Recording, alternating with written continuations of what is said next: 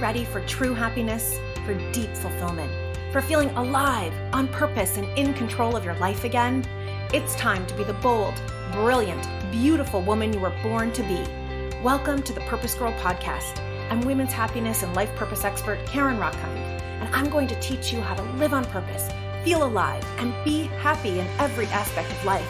I'm going to get real about my life and interview women who are living on purpose so that you can finally live yours. Welcome to the show.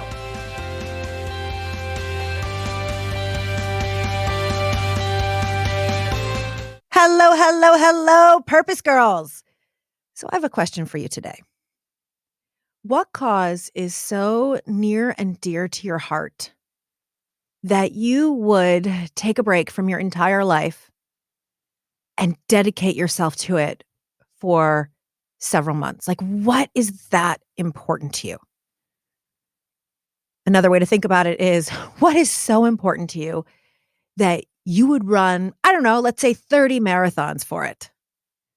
It's funny, when I met Josh, I had run a marathon before, and when I met him and I was a runner, he said, the only way I would run is if someone's chasing me, right? And of course, now he is an avid runner and has run a marathon himself, and we've done halves together. And we love running because we love the mental outlet. We love the physical outlet. When we run together, we love that time together. But it's just been so good for both of us. And it's so funny. He went from only being chased to then doing half marathons where he would fundraise sometimes and really do something that was kind of bigger than himself.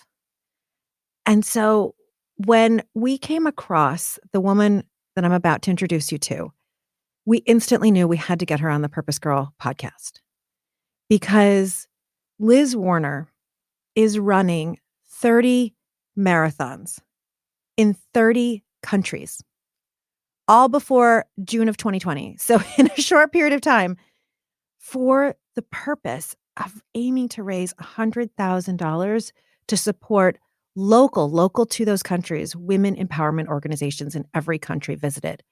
She is an incredible inspiration and truly a purpose girl, a woman living on purpose. And so let me introduce you to Liz. So born and raised in Atlanta, Liz turned to running almost 7 years ago while living in Tokyo as a way of grappling with her father's recent passing.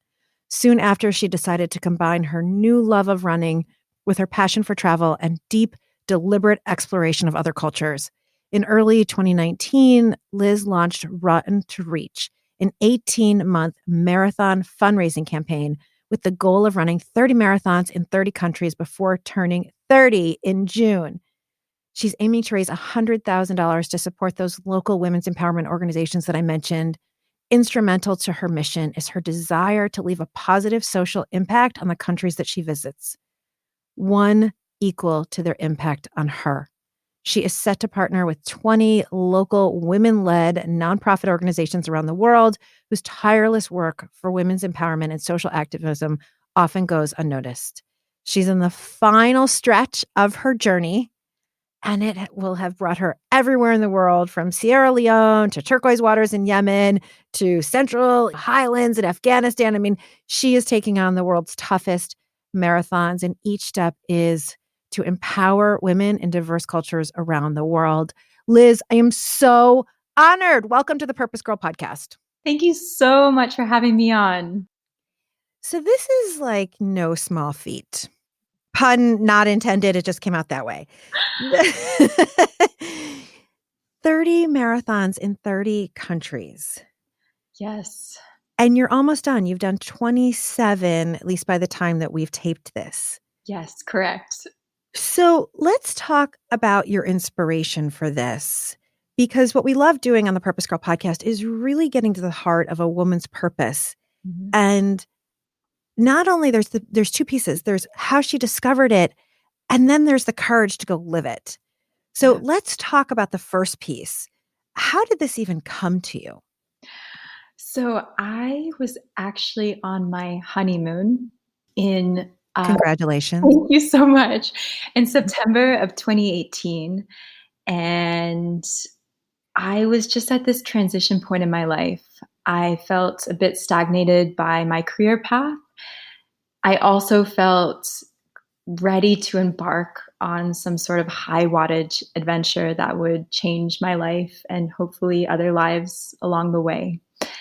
I didn't know what form it would come about. I just knew I Mm. felt there's this urge within myself to, this also, I'd just gotten married. This might be the last time in my life I could do something a little bit crazy and also a little bit selfish for myself to, to be able to go and travel to all these amazing places. So all I knew was that I love running, I love traveling, and how could I combine these two things to, again, impact the world outside of my own personal bubble.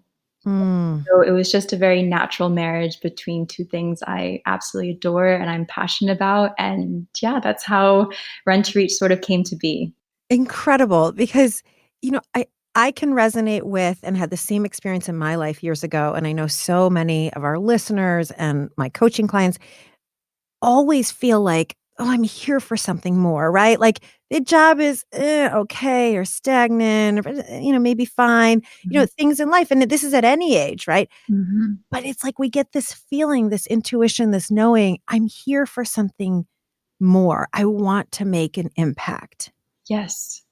And so what's amazing though, Liz, is that you listen to it because so many people hear the calling. Oh, I Mhm. want to make an impact. I want to live my purpose. I want to do something big. I want to go bold. But then there's all the fear and self doubt.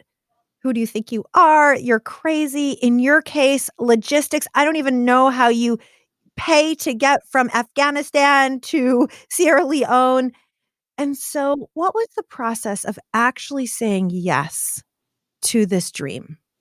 Well, first of all, I personally love doing things that scare me. Yes, my kind of woman. Yes. I, I'm a social introvert. I'm not someone who puts themselves out there that to like an extreme level, kind of socially. And I think, I'm a true believer that life is all about pushing your own personal and, in my case, too, physical boundaries to allow for infinite expansion of both, you know, mind, heart, and soul. And I Mm. just, to be honest, when I came up with this idea, I didn't have a plan.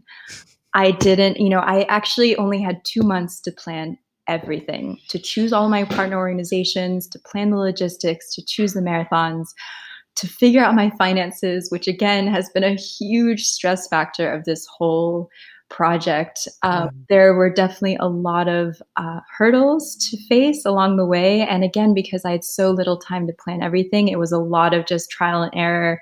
I've never done anything like this before in my life. So I think just when I decided to say yes to this crazy idea, I also had to accept the unknown and Mm. just also be okay with the fact that I was probably going to fail many times along the way. And that, again, this was going to be the greatest lesson in life I could ever learn, was to just pick Wow. myself up, pick myself back up and continue on.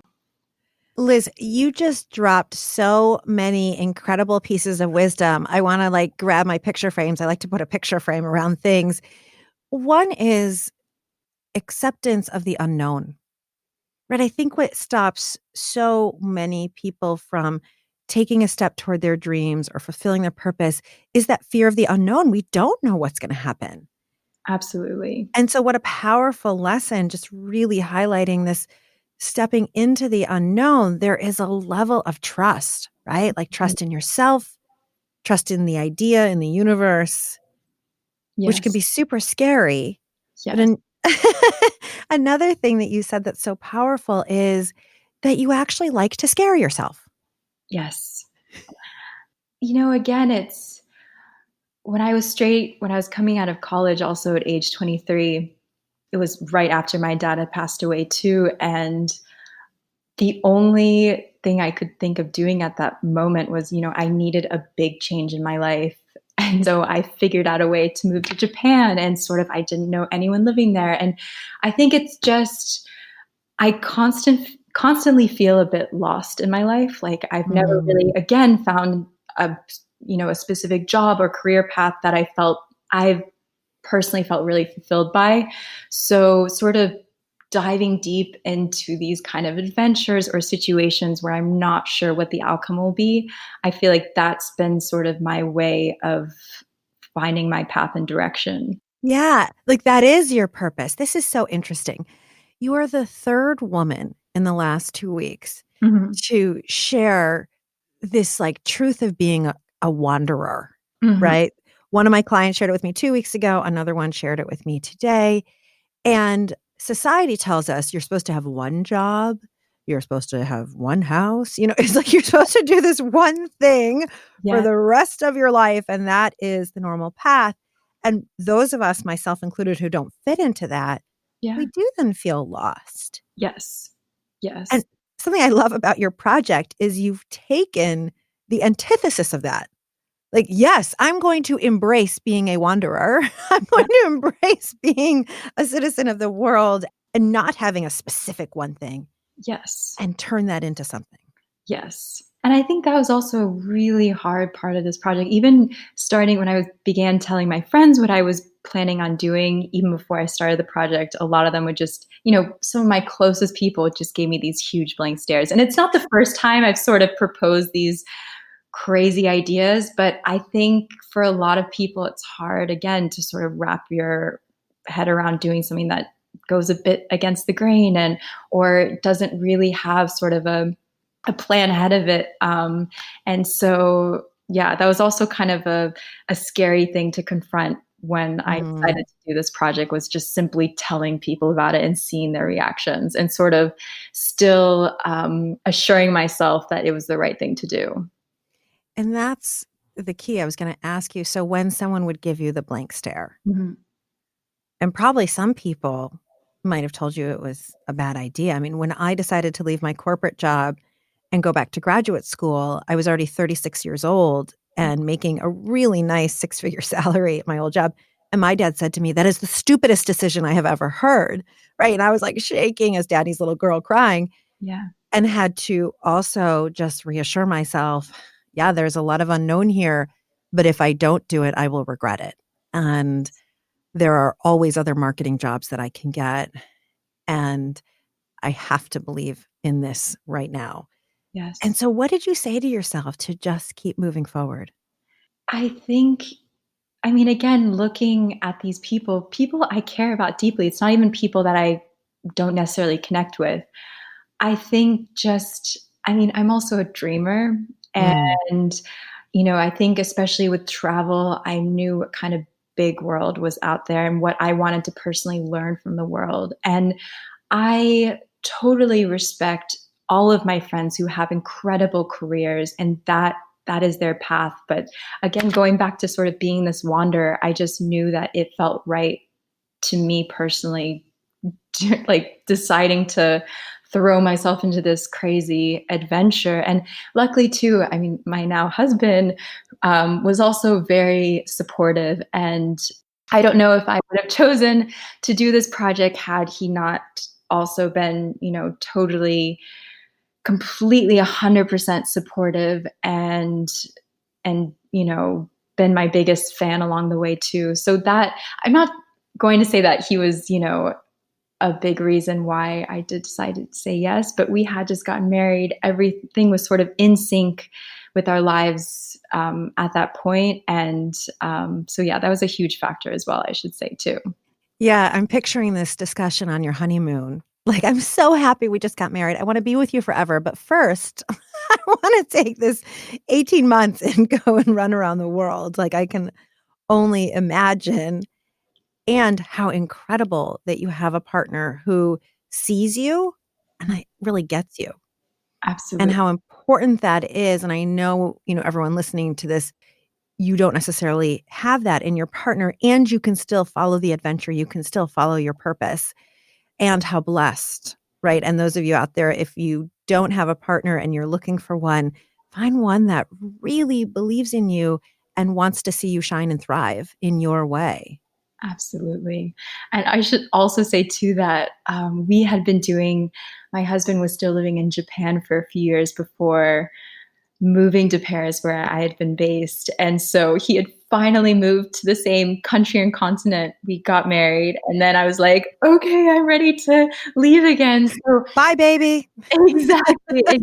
So that has definitely been a huge, he's been my rock throughout this whole process, definitely. So beautiful. So you mentioned that finances were going to be scary. And I know any purpose, when I followed my purpose was going to be something that I could earn a living at, right? Mhm. Coaching and podcasting and speaking. And you are doing something for nonprofits and for Mhm. fundraising. And so how did you even go about being able to not have stationary job during this time? I'm so curious.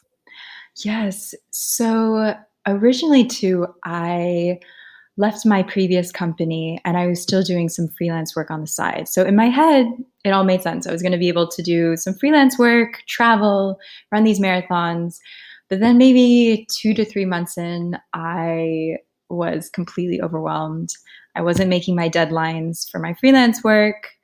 I felt like I couldn't give myself entirely to my project. Like everything kind of felt half-assed, if I had to put it simply. And so I made the decision to, I had at that time just a small percentage of savings from my jobs. And I also, going into this project, I naively thought it would be pretty easy, not easy, but manageable to find some sponsors that could help me, that could help with all of my travel costs and allow me to really focus on the, raising all the awareness about these charities and the fundraising as well. That actually was very difficult, and I have not been that successful because for many different reasons. So I had to make the decision. It was exactly last June, 6 months into the project, that I couldn't juggle everything. And this was a huge decision in my life to make. I mentioned previously that my father, the reason why I started running was sort of because of him and getting over or sort of going through that grieving process following his death. And so I decided, this was an adventure. This was a once in a lifetime opportunity to do something really incredible that would impact my life, but of course the lives of other people as well. So I decided to use, a finite amount of money that he had left for me after he had passed away. For example, my sister just used it on a mortgage for a house. And I decided that this was the project that I wanted to use it towards. So that has helped me immensely with travel. I've also received a lot of donated Sky Miles. That has also helped a lot. So it's been a lot of, I think that honestly takes at least 10 to 15 hours of my week just figuring out my finances and how I can best budget everything. Because a lot of the places that I'm traveling to, they're not, easy to travel places, and I want to make sure that I'm safe. I am traveling alone most of the time. So as much as I want to spend $20 on a hostel, I also want to make sure that I'm safe. So it's the logistics of figuring out the budget and also just making sure I'm safe in a lot of the places I'm traveling to. It takes a lot of time, a lot of energy, but I do feel incredibly lucky again to be able to do everything that I'm doing sort of with the kind of help that I've received from my father.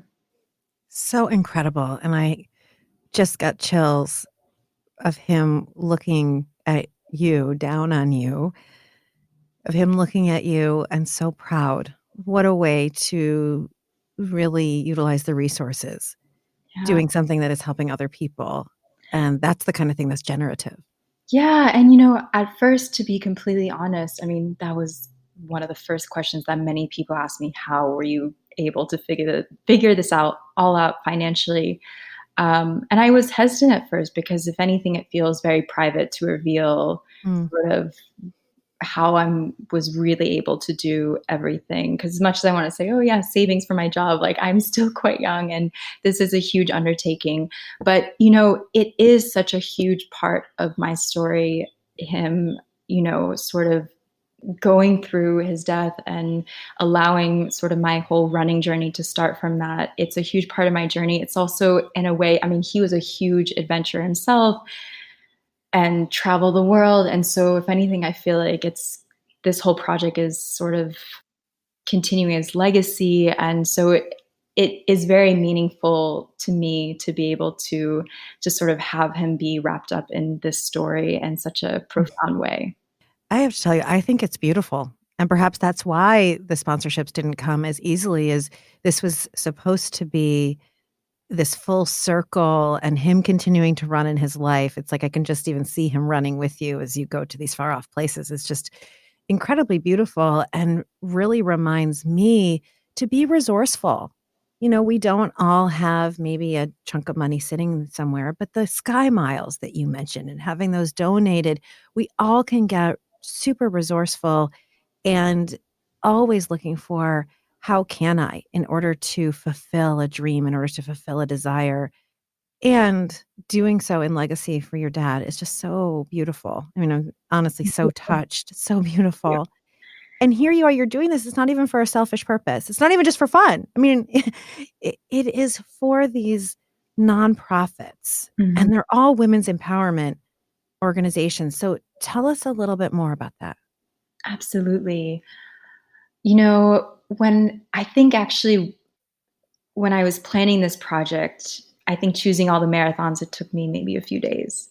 But choosing all the organizations, that was really, a difficult part of the project, just because I really wanted to make sure I connected with small to medium-sized scale local NGOs in each of these countries that were completely transparent. And, the general umbrella theme amongst all is that they're women-focused. And to me, I truly believe that uplifting women around the world, I mean, this is the solution to all of the world's problems and issues, and is the greatest investment we can make to alleviate poverty around the world. So I decided Sing it, sister. Amen. You're in the right place here. A woman. Yes. And, I mean, it's of course no surprise that women are pushed to the margins of society in the US and every country in the world. And so, I felt so impassioned by this cause and, or just by this overall theme. So, but yeah, some of my NGOs, for example, in Afghanistan, I was working with this organization called Free to Run that provides safe spaces for Afghan women to participate in sports in Afghanistan, which is, you wouldn't think that, or obviously when you think of women in Afghanistan, yes, they are oppressed and they don't have as many rights as we do in the US. But even thinking about women being able to participate in sports, and even thinking myself how much running has contributed to my life, and that women there aren't able to experience something similar. So it was so powerful to be able to work with an organization that was really transforming women's lives just by giving them the opportunity to run in public spaces and to train for races and to sort of experience the same sort of empowering, liberating feeling that many of us experience when we do any sort of sports. Right, because sports give us, or any sort of activity, any sort of physical activity, it makes us feel so powerful. Yes. And makes us feel so strong. Yes. And so giving these women who are repressed in many ways, who don't have rights in many ways, giving them the right to feel the strength of their own body is huge. It is absolutely huge. And that translates to so many other, areas of their own life, just by being able to run publicly. They're defying cultural norms and sort of paving the way for future Afghan women runners to assert their independence in society and become, in effect, leaders of change in their society as well, in their communities. So that was just such an incredible experience. I mean, I could go on for ages because I'm working with so many. I would love to hear about a couple more. Yeah, please. Yeah. I mean, even I also did a marathon in Côte d'Ivoire. So again, I really tried to choose countries that are seldom traveled to by any normal tourist, even to be able to, the small platform that I have, show an audience, these amazing countries and the people that sort of are living in these places that, again, because of so many negative images in the media, I want to sort of elevate these untold stories and the amazing people that are living in these places. So traveled to Cote d'Ivoire, and I was working with another organization called Empower Her Mm. that they offer entrepreneurship training programs for some of the poorest women living in Abidjan, the main city. And so again, it's just sort of really organizations that are investing in the character and the community itself rather than sort of the infrastructure. I think when we think of NGOs and aid, it's more the organization and sort of quick impact projects. But the types of organizations I really wanted to work with are more sort of long-term actions and projects that sort of will really lead to some sustainable change in the community. I was also working with an organization in Egypt called Heya Maser, meaning she is Egypt. And this NGO as well is working with young girls and boys because Egypt has a huge issue of sexual harassment with women. I mean, the numbers are crazy. I think it's 97% of women claim to be sexually harassed by the age of 18. So Ooh. yeah, so these are figures, and I think just going to some of these places. But so again, this Heya Maser works to build. They organize character building workshops with these girls and boys to sort of educate them on bullying and sexual harassment, and even with the girls, sort of broadening their horizons to to sort of instill in them a sense of self-worth and that, these things that they probably experience are not right. And so again, it's really sustainable long-term change that I feel really inspired by with these organizations. And it really took a lot of research and just a lot of research to find organizations that I felt truly, truly connected to and that were doing really amazing things in these communities. It's so powerful because it's so easy to give to something general like Red Cross, which is wonderful. And this is not against any larger organization. What I'm so impressed with is that you are going into the community and finding an organization that's really educating, empowering, changing the lives of girls, boys, women so that there is a sustainable future. Exactly. And so how does it work? You run a marathon and then you raise money for that marathon. Explain to us how this works because it seems like a huge endeavor. Yes. So I have created what's called a donor advisory fund. So I'm collecting funds for all the charities actually, because it's quite difficult to fundraise for have one fundraiser for one marathon because I'm traveling every week, every 2 weeks. So, I'm collecting all the donations in one general fund, and then they're all being distributed equally at the end of this mission based on how much I raise at the end. But what I'm doing, when I am traveling to these countries, again, this is not a necessarily, sometimes I do some touristy stuff because it is really interesting for me to be able to learn about the culture and the country. But really the main purpose of me going to these countries is to meet with the NGO and shine light on the work that they do and try to maximize the sort of exposure that I can give to them. Again, because they are smaller to medium-sized scale, they don't have sort of the resources to be able to, to communicate what they do like an Oxfam or a UNICEF or one of these bigger organizations. So that's and then of course I'll run the marathon, but that's really the main purpose of me traveling to these countries. Incredible. So you are really going into highlighting and sharing with the world the work of these smaller NGOs or nonprofit organizations that are doing this work. Mm-hmm. And I imagine because of your efforts, so many people now know about and are learning about these important efforts all over the world. I hope so. Again, I think what's been really hard with this challenge is that I am working just with so many organizations. So Mm. I'll be spending a week in a country, for example, last week I was in Somaliland, which is part of Somalia. And, I pour my heart and soul into learning about these organizations, meeting with everyone involved, some of the beneficiaries or the members. And then all of a sudden I'm heading to the next place and I sort of have to do the same thing with another organization. It's been, kind of a blessing and a curse because of this whole reason of working with so many organizations, I've learned so much. I've met so many incredibly inspiring people, but it definitely has been a challenge sort of shifting, every week or so my communication strategies. And again, just pouring my heart and soul into trying to put together a strong enough awareness campaign about what they do. And all of this while you are a self-proclaimed social introvert. I mean, this is like really incredible to Yeah. put yourself out there in this way Yeah. of reaching out to, connecting with, promotion, publicizing, talk about going outside of your comfort zone Yes. in order to do something for the greater good, in order to serve your purpose.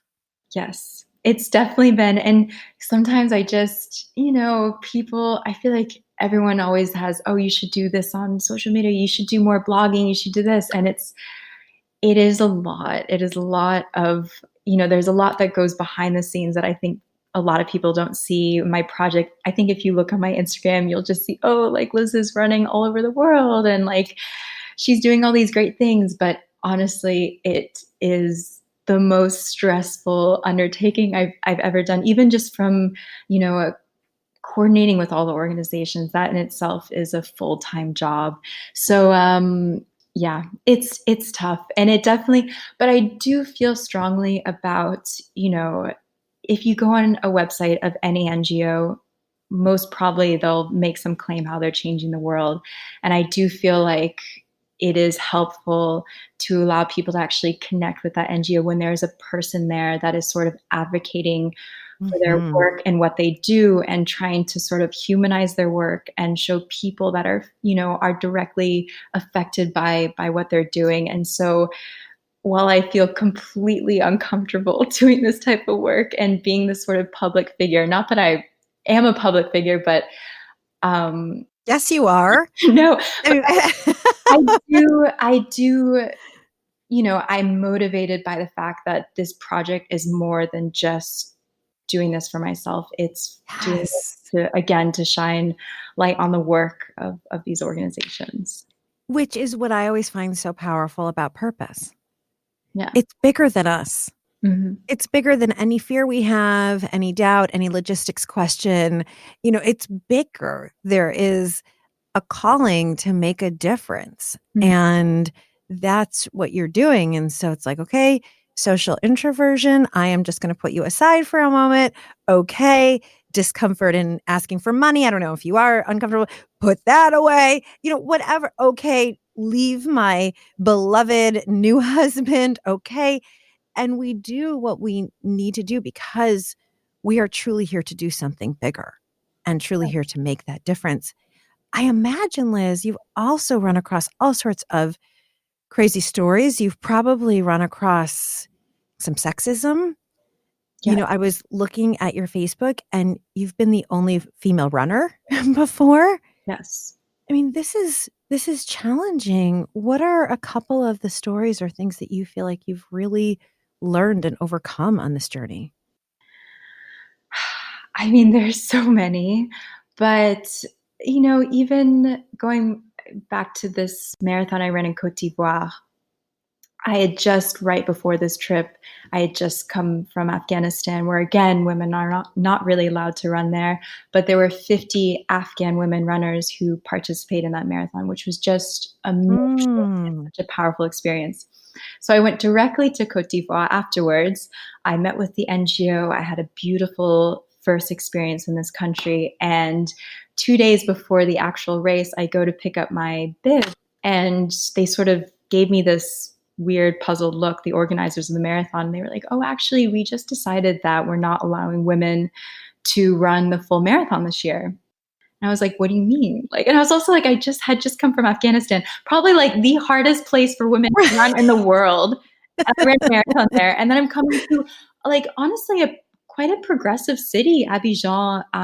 It's a proper city there. And they were not allowing us to race for no reason. I had already registered online. Like they gave no sort of warning that this was going to happen. And so, yeah. And you traveled all that way and you've been promoting it and you've been publicizing it and you've been raising money. I mean, come on. Yeah.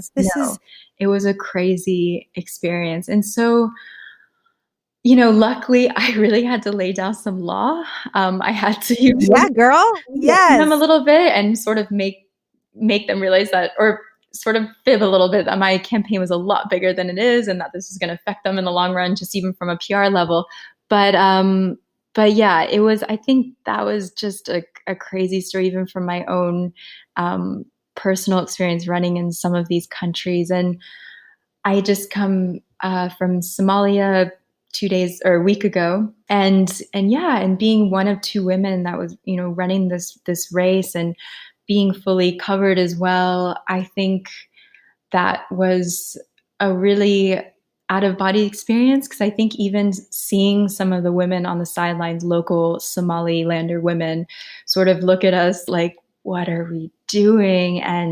But I think also being in a little bit awe and sort of opening their eyes to this being even a possibility for them too.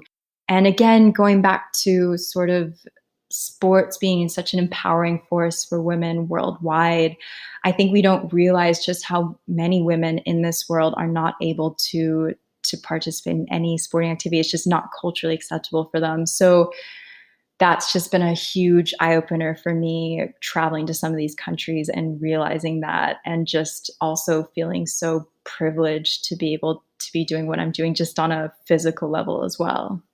Absolutely. It's so interesting. I think sometimes we think about making a difference and we think of these huge things, which you are doing. 30 marathons in 30 countries is a huge thing. And had you just run that one marathon, and had you just run by one Somali woman or one Somali girl who didn't know that that was a possibility or an option for them, but you awakened desire, you awakened a sense of freedom, that is making a difference. I hope so. I really hope so.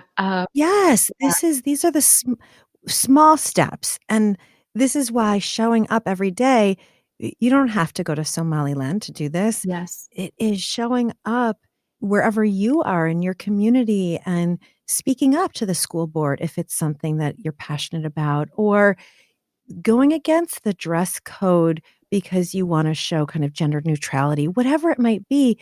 Just showing up is inspiring someone. Yes, that's a beautiful point. Absolutely.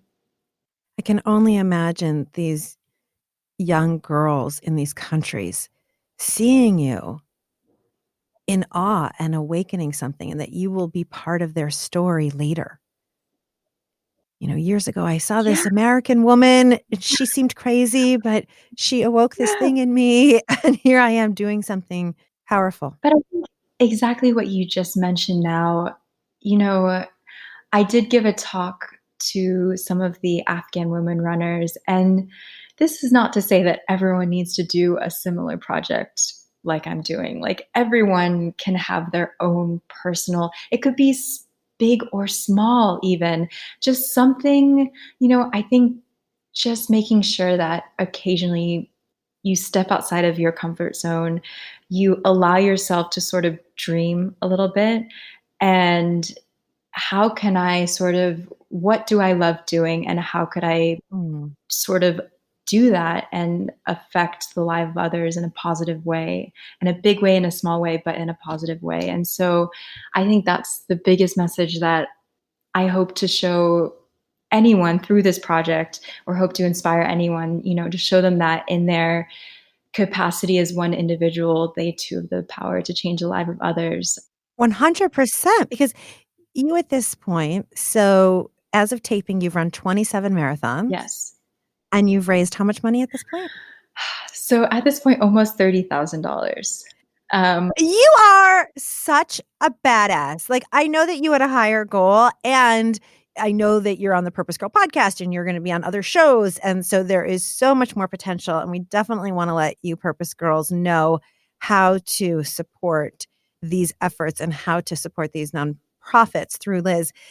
But can we just pause for a minute and celebrate you? Because $30,000, girl, I mean, that's huge. Thank you so much. And I think, like you said before too, I don't have this aggressive salesperson personality that I think a lot of fundraisers, like really good fundraisers, have. And so it has been almost an awkward part of this campaign. Yeah, constantly asking for money. And I've just gone to a point, where I'm just so happy that even people even share what I'm doing.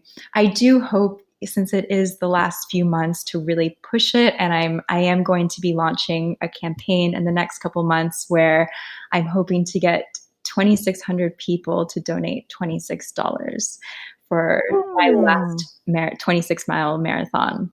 I love that. 2,600 donors giving just $26 to run to reach. Exactly.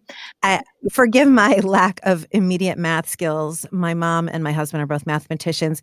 What does that equal? That is, it's over 50,000. Okay. It would get me closer to obviously my 100,000 goal. And then hopefully, I'm not saying I'm going to reach this goal by the end when I turn 30. I definitely want to try to continue to push it in the few months after. But it will definitely get me that much closer to this goal. And again, it's sort of the final push. And I've never felt, I think getting to this ending point of this mission, a lot of people even are asking me, are you emotional? Like, how are you feeling now? I was just going to ask you that because you're coming to the end. Yes. It's like, it feels a little like after the wedding or last dance, when it's your last dance at the wedding, oh my God, now it's over, or postpartum. What is it like finishing up? Yeah, I think I'm so happy to have gotten to this point. I'm so grateful for the hundreds of amazing people I've been able to meet. I feel excited for the next chapter, to be honest, because I think I want to be able to sort of sit down and process the past year, which I honestly don't feel like I've had the opportunity to do yet.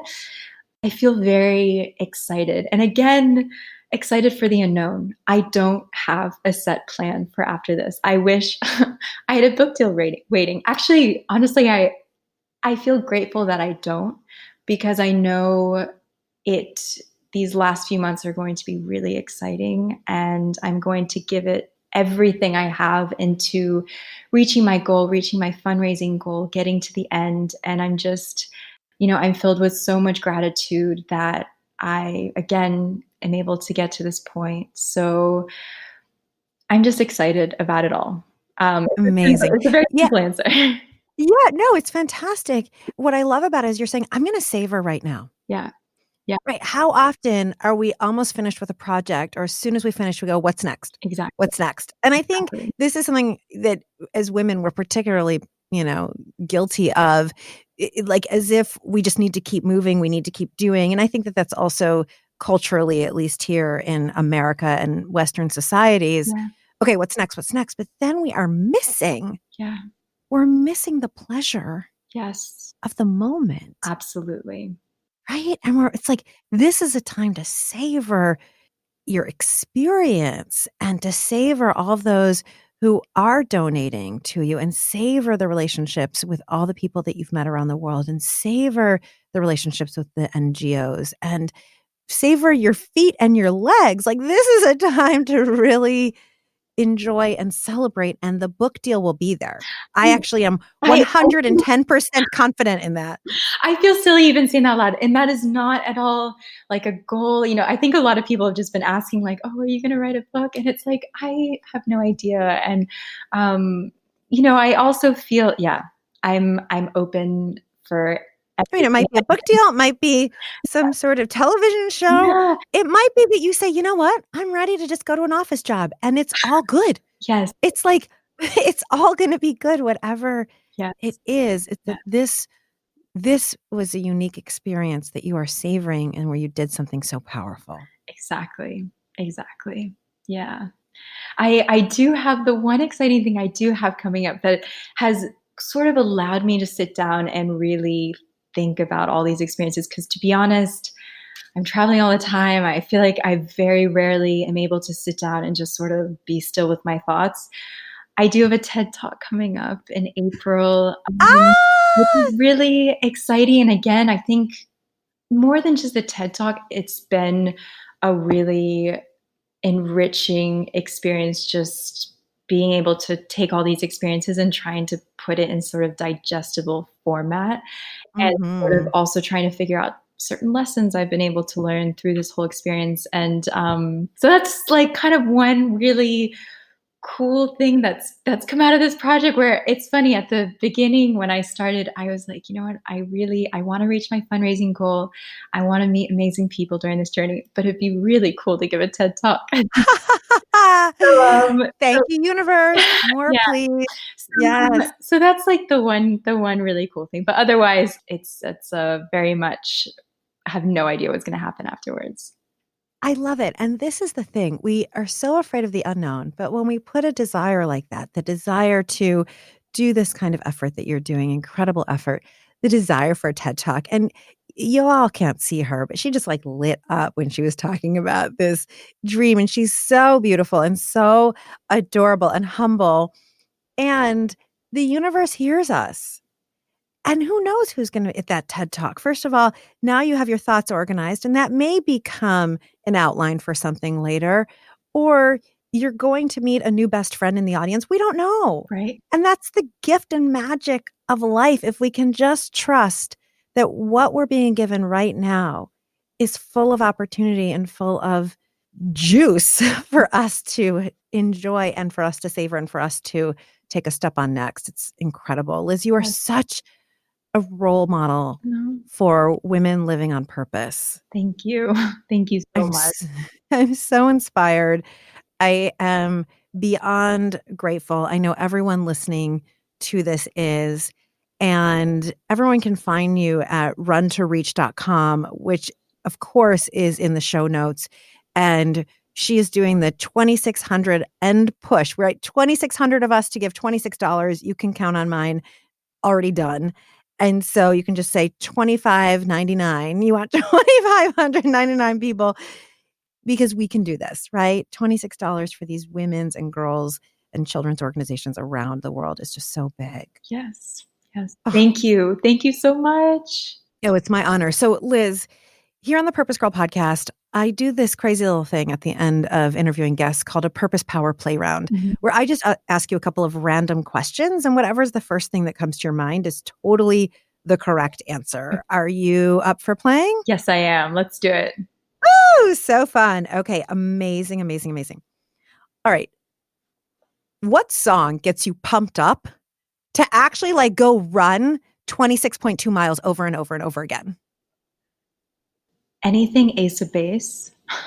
I love Yeah, baby.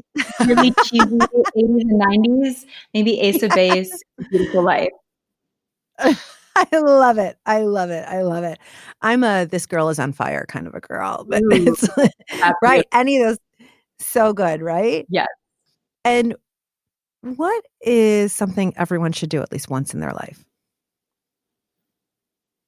I would say go on a trip on your own. Mm. I really believe in the power of solo traveling. Mm-hmm. And I think, it's a beautiful exercise, again, for you to be away from the daily chaos and just, again, to give yourself the opportunity to be alone with your thoughts and do what you want to do when you travel, just on your own. And I think it's such a beautiful way to celebrate your independence as well. So I would say go on a solo trip, Oh, a weekend trip, or yeah. in your own city. It doesn't even have to be traveling very far, but just to have this time for yourself. Oh, this is so good. I don't know if you know my story, Liz, but I got married right out of college Yeah. to like tall, dark, handsome, perfect, and tried to follow that whole path and ended up divorced at 26. And at that point, I was afraid of like sitting at a restaurant by myself. Yes. And so I decided then, I knew that like inside of me was this like wanderer, adventurous person. And so it was like, no, I'm going to go see the world, and went to Paris by myself for a month, went to London by myself, did Spain by myself. And it's so empowering and so fun. And yes, it can be lonely. Like there are times, I don't want to lie, if you go for a long time, but you learn so much. Yes. About Absolutely. yourself and about the world. And you have such an opportunity to meet cool people. Yes. Oh, I love that. All right. Last question, Liz. Yeah. What is one thing you want every woman to know? That you are limitless in your potential. And anyone who tells you otherwise, that's a projection of their own insecurity. And I think as women, we just have such an incredible capacity to do, I mean, beyond being empathetic creatures, we can do anything. And I think, again, just reminding yourself that you are limitless in your potential and you can make certain dreams come true. I want to push that message in any way I can. Yes, yes, yes, yes, yes, yes, yes. Woo! Well, you are certainly showing us how limitless we all are. Oh, thank you so much, Karen. What is possible when we allow ourselves to just take one step at a time. And so, Liz, thank you, thank you, thank you. And everyone out there, the website is Run to Reach. We're on a push, 2,600 donations of $26, totally doable. You're so going to hit this woman. You're so going to do it. So much, Karen. Thank you. Oh, yeah, my honor and pleasure. And to all of you Purpose Girls out there, we hope that you loved this episode of the Purpose Girl Podcast. If you did, head on over to Apple Podcasts or wherever you leave your review. Leave your 5-star review. It takes 60 seconds. And if you want to be part of an inspiring, empowering sisterhood that will encourage you to go outside of that box and push your comfort zone and go do the thing that you want, then join the Purpose Girls Facebook group. Purpose Girls is one word, and we are a sisterhood of more than 2,100 women empowering you to go for it. If you are not yet getting my newsletter, you want to do that, because every week I send out inspirational videos that just give you 2 minutes of juice for your week. And you'll be the first to know when I am rolling out new courses like the Goddess on Purpose course that's going to be coming soon. And of course, the most important thing you can do is to share this podcast with every woman you know, because that is how we change the world, one woman at a time. With that, may you live purposefully, may you love yourself, and may you love life. Bye for now.